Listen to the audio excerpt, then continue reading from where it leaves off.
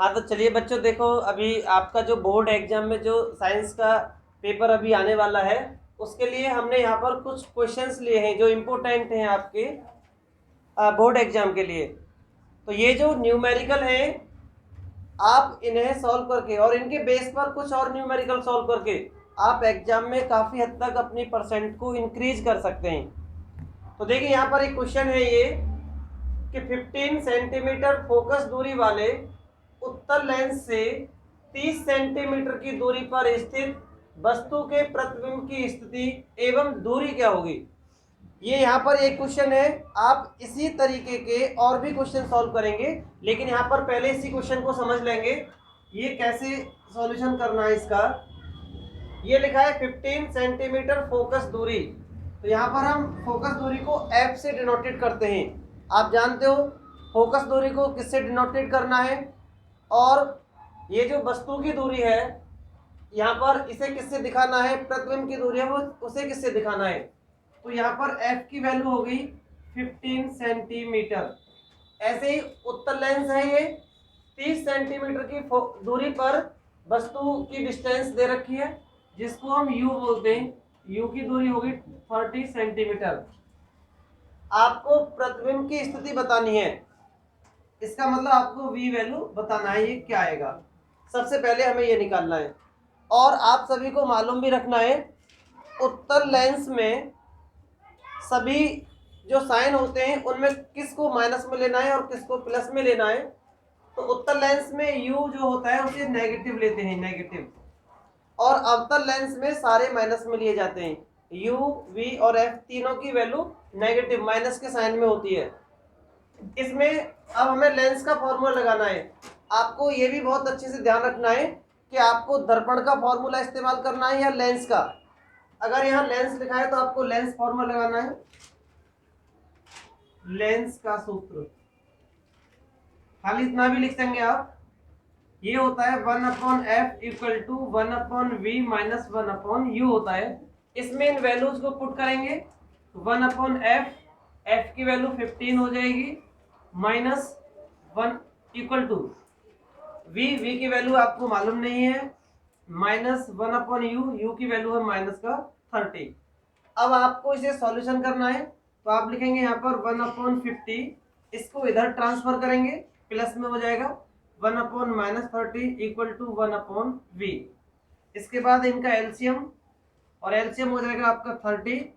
15 का डिवाइड देना है, 15 2 जा 30 माइनस, और 30 का डिवाइड देंगे तो 1 टाइम, और 1/v एज इट इज। इसके बाद आपको क्या करना है, 1/30 इक्वल टू 1/v, और क्रॉस मल्टीप्लाई करेंगे तो इससे आंसर आपको मिलेगा 30। इस तरीके से आपको प्रतिबिंब की जो दूरी है हम यहाँ लिख सकते हैं, लेंस से प्रतिबिंब की दूरी, प्रतिबिंब की जो दूरी है वो 30 सेंटीमीटर दूर हो जाएगी। अब देखिए, मान लीजिए ये कोई लेंस है, यहाँ पर ये लेंस है, यहाँ पर कोई भी ऑब्जेक्ट थी और यहाँ पर इमेज बनी हुई है। देखो पहले क्लियर लिखा है कि जो लेंस है वो वस्तु से 30 सेंटीमीटर दूरी पर है। इस ऑब्जेक्ट से लेंस 30 सेंटीमीटर दूर है, और प्रतिबिंब जो है वो लेंस से 30 सेंटीमीटर दूर बन रहा है, ये भी 30 सेंटीमीटर दूर है। इसका मतलब दोनों के बीच की जो डिस्टेंस है यहाँ से यहाँ तक टोटल डिस्टेंस है वो 60 सेंटीमीटर हो गई। तो हम यहाँ पर एक आंसर लिख देंगे कि प्रतिबिंब की वस्तु से जो दूरी है, मतलब image, distance between object and image, दोनों के बीच की दूरी है 60। तो ये भी एक आंसर हो गया, ये पूछा गया है इसमें। यहाँ पर दूरी याद कीजिए, तो यहाँ पर हमें लिखना होगा प्रतिबिंब की वस्तु से दूरी क्या है, तो वो 60 सेंटीमीटर है। तो ये हमारा जो फर्स्ट न्यूमेरिकल है वो कंप्लीट हो गया। इसी बेस पर आप और भी न्यूमेरिकल बनाएंगे अगर आपको एग्जाम में अच्छे नंबर लाना है तो। इसके बाद सेकंड जो क्वेश्चन है आप इसे कंप्लीट कर लेंगे। इसके बाद देखो सेकंड क्वेश्चन है, उसे भी मैं समझाता हूं आपको।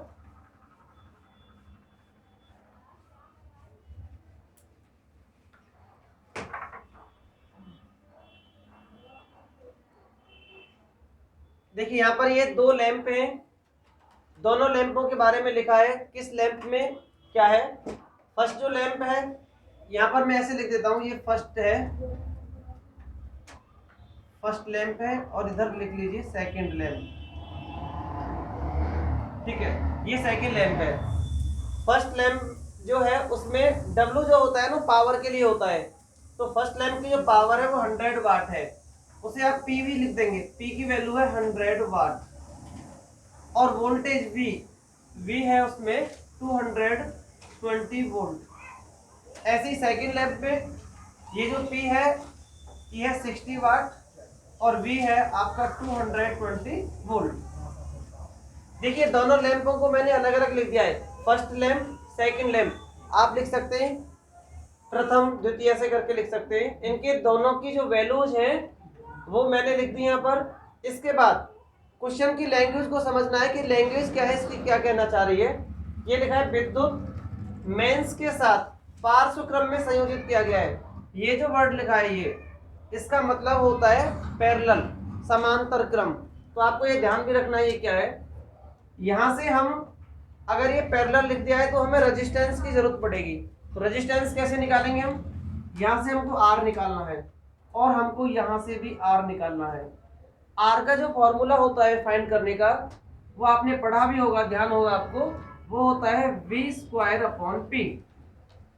तो सबसे पहले हम इसके लिए निकालेंगे, तो यहाँ हम दे देंगे R1 दे देंगे, तो हमारे ये V और P का काम करेंगे।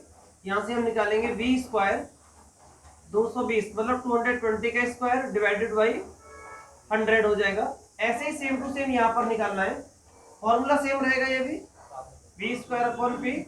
यहाँ से V की वैल्यू हो जाएगी 220 का स्क्वायर और ये हो जाएगा आपका 60। इसके बाद देखिए R1 जो वैल्यू निकलेगी यहाँ से, इसका 22 का स्क्वायर हो जाएगा 48400/100 और सेम टू सेम इसको अच्छा R2 नाम दे देंगे इसका। जैसे इसका R1 नाम दिया है ना, ऐसे इसका R2 नाम दे दिया जाएगा और R2 इसका भी सेम इसी बेस पर आएगा 48400/60। इसे कैंसिल आउट कर लेंगे आप, 0 से 0 कैंसिल, 0 से 0। R1 की जो वैल्यू निकलेगी आपके पास 480 ओम आएगी, ये फर्स्ट लैंप का आएगा। सेकंड लैंप की जो वैल्यू होगी वो 0 से 0 कैंसिल, 2 की टेबल से कैंसिल आउट करेंगे, 2 2 जा 4, 2 4 जा 8, 2 2 जा 4 0 एंड 2 3 जा 6। यहाँ से R2 की वैल्यू मिलेगी 2420/3 ओम मिलेगी। ये सेकंड का मिलेगा। दोनों लैंप पार्श्व क्रम में हैं। पार्श्व क्रम का मतलब मैंने बताया था, तो यहाँ पर हम इनको लिखेंगे 1/R = 1/R1 + 1/R2। ये आपने पढ़ा होगा।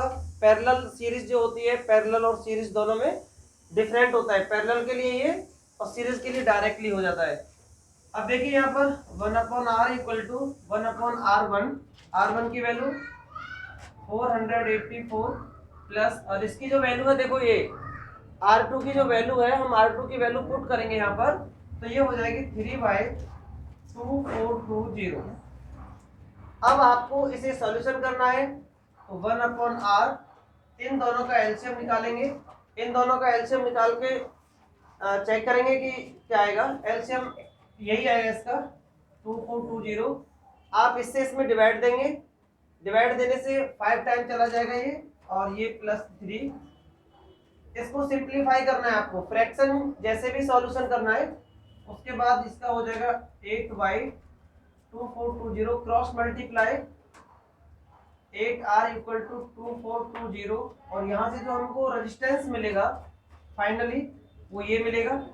अब 8 का डिवाइड इसमें दे दिया जाएगा, 8 3 जा 24 0, 8 2 जा 16.5।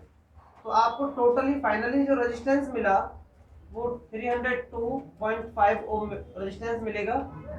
इसके बाद आपको निकालनी थी कितनी धारा इसमें ली जा रही है, मतलब करंट फाइंड करना था। अब आपको जो ओम का जो लॉ है, आप उस फॉर्मूले को अप्लाई करेंगे। आपने पढ़ा है I = होता है V/R।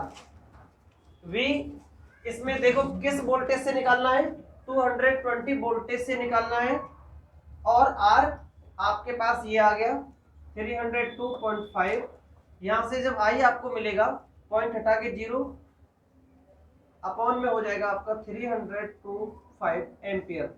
आप इसको कैंसिल आउट कर लेंगे या डिवाइड देके पॉइंट में लिख देंगे, यही आपको करंट मिलेगा। ठीक है, ये डिवाइड आप दे सकते हैं, पॉइंट में लिख सकते हैं, या आपको फ्रैक्शन में भी छोड़ सकते हैं आप आंसर। तो आपके पास जो आंसर है, जो फाइनली जो आंसर है आपको धारा का, वो आपको ये मिलेगा।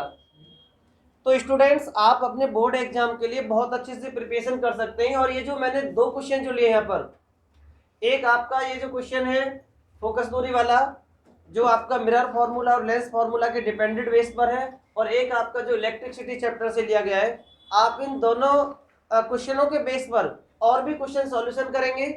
हम आपको नेक्स्ट वीडियो में कुछ और भी क्वेश्चन देंगे जो आपके एग्जाम में आने वाले हों। तो इन क्वेश्चन को पहले सॉल्यूशन करें और इनसे रिलेटेड भी सॉल्यूशन करें। तो नेक्स्ट वीडियो में आपको और भी कुछ क्वेश्चन देंगे अभी जल्दी से जल्दी।